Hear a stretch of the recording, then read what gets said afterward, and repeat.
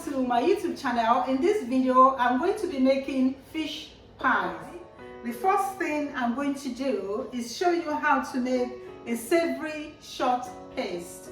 Short pastry is basically 100% flour, 50% margarine or butter, and 25% of liquid. You can use egg, milk, or water. I'm going to use water. So that's the basic ingredients: your margarine, your flour, and water or any liquid of your choice. And you create it into a pastry, like a small soft dough, and then you can spice it up with salt and white peppers or any spice of your choice. And once it's done, you place it in a fridge to recover and settle down whilst you prepare your filling. And in this series of videos I'm going to make the steak meat patties. You know, Africans, we call it meat pies, but Jamaicans call it patties. So you have patties in different fillings. So the meat, the chicken, the vegetarian, and you can also have it in fish filling. So I'm going to show you the 4 varieties in 4 different videos.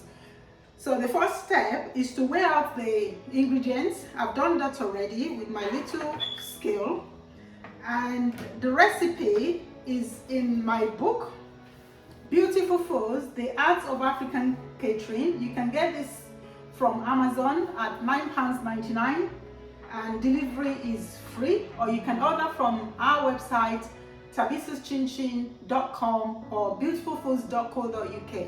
So it's the pies are on page 32. You have the meat pie, you have sausage roll, I've got vegetable pie there as well, and then there's the chicken pie is not in the book, but I'm going to show you the filling as well.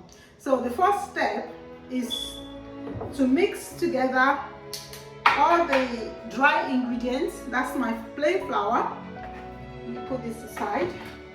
So I've got 500 grams in the bowl, and half a teaspoon of baking powder.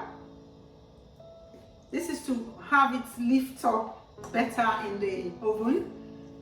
Some people don't add it, but I usually add it just to help the crust of the pastry. So once you put that in, a bit of salt, like a quarter of a teaspoon of salt, just to season it. And then I usually use white pepper for spice. You don't have to, that's optional. And I've got already measured out 250 grams of margarine. I'm using cake marg. So I pour that in, and you can use your hands to do it, or you can use a fork to mash in the margarine or the butter into your flour. Some people melt their butter or their margarine, but I prefer to mash it in so that you can make your flour base, your short pastry, to be crustier. So once you do that, you're like crumbling the margarine into the flour and creating a crumpy texture, like a grainy, similar to breadcrumbs kind of feel. So you have it tastier and lovelier when you massage in the margarine into your flour. The process is called rubbing in. So you're rubbing in the margarine into the flour.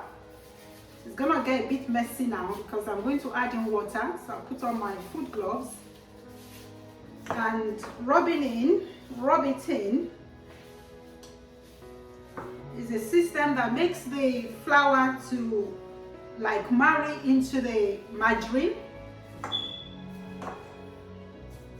You can see it's got the crumbly texture, and I'm going to create a little well in the center and add in my water. So I've got 150 ml of water, and I've got 500 flour and 250 margarine. So I'm going to drop that in and then fill the flour mixture into the water and gently massage into a soft dough. The pastry is ready. I'm going to cover it up and place it in the fridge. To make the filling for fish pie or your fish roll, I'm going to place some cooked fish into a saucepan, season it, and then let it simmer for a few minutes. I'm using tuna chunks or tuna flakes in oil, so I don't need to add any vegetable oil to my saucepan. But if you are using dry fish, you might need to add maybe a teaspoon of oil just to baste your pan. So I'm going to open my can. This fish can be any fish of your choice. You can have it, you can have poached fish, mackerel, tuna, or any fish that you can flake out and remove the bones. So once you have boneless fish, you place it into your saucepan, and then you're going to stir fry it for about a minute or two, and then I'm going to add in vegetable. You don't have to add vegetable, but I'm just going to add potatoes, carrot, and sweet corn. The vegetable you add to your fish pie is your choice. Some people want vegetables, some people don't. So it depends on your taste. So adjust this recipe according to your taste. The next step is to spice it up with any spice of your choice. I'm adding chili pepper, salt, thyme, and then I'm going to add the potatoes already washed and diced. And to cook the potatoes, I'm going to add a little bit of water because it will need to soften up, and usually that takes about 10 minutes depending on the quantity you are cooking. So I've done it into small tiny cubes. So I'm going to let it simmer or let it cook until it's soft.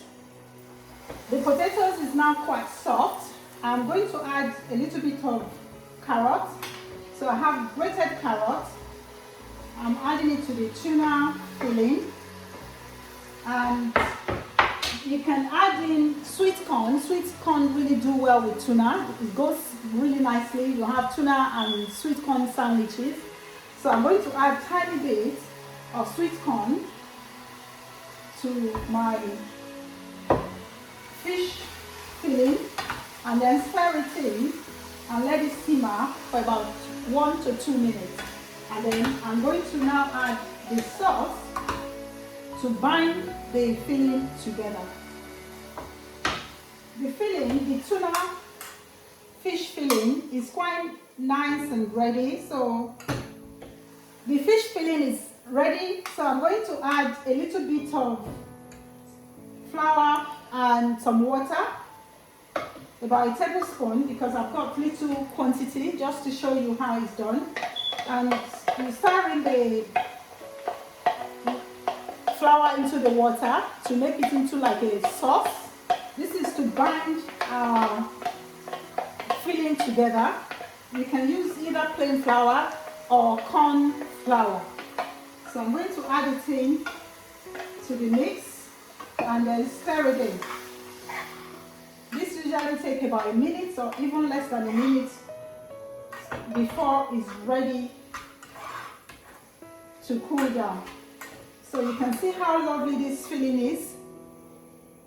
I've got some potatoes, tuna fish. I've actually made it easier by using the canned one. You can use poached fish, like I said, fresh fish. And I've got potatoes, I've got carrots, and I have sweet corn. Lovely. So we're going to cool it down in a bearing kind of method. So I've got some chilled cold water in a saucepan, and I've got my filling resting in it to quicken my cooling period.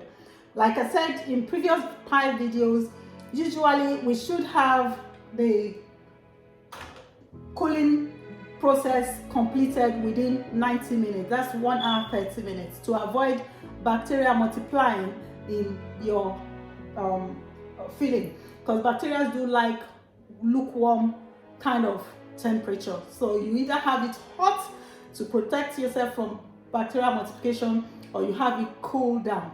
And you can't shuffle it into your fridge or freezer because the temperature is too hot and it might ruin your thermostat of your fridge. So the best way to do it, get some cold water, if possible throw in some ice cubes, and then let it cool down rapidly. The next step in the pie bake is to turn on the oven. I'm going to put mine on about 180 degrees and leave it to heat up while we roll out the pastry. So I've got the pastry out of the oven, and I've got my tuna filling all chilled and cool.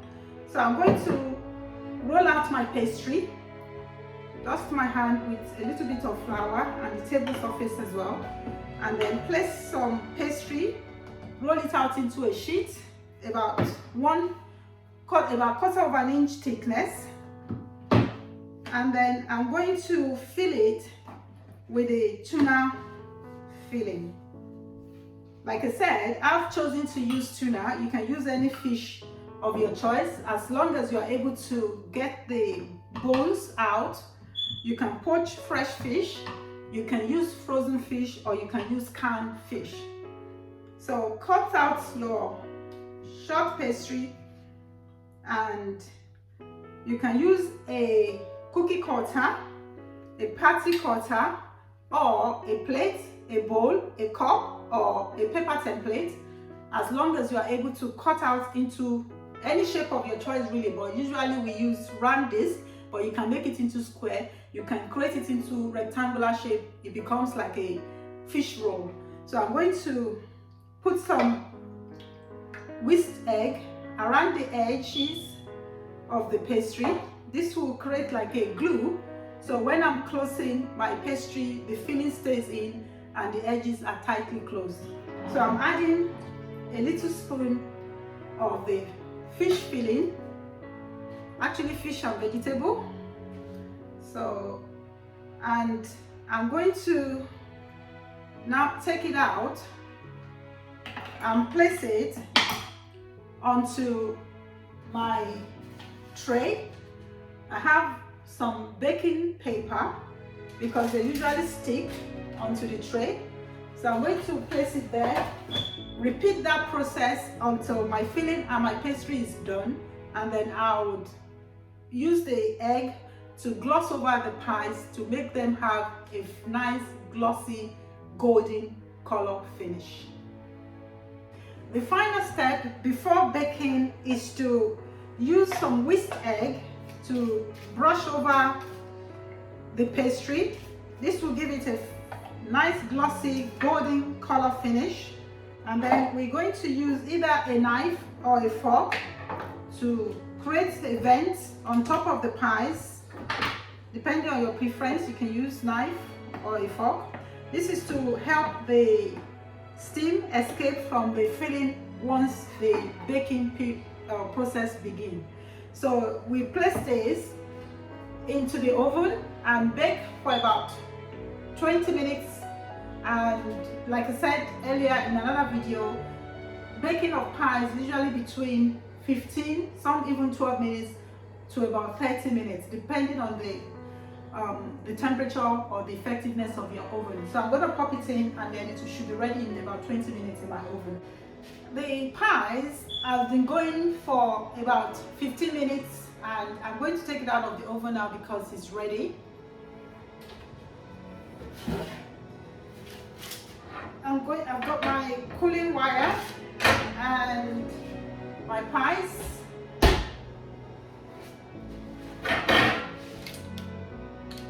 Nice and golden in color. I'm going to let it cool down for a few minutes, and I will be cutting one open so you can have a look at the filling inside. I've got one of the pies. I'm placing it on a little plate, and I'm using a knife to cut it open so you can see the fillings. Let me give it a taste as well.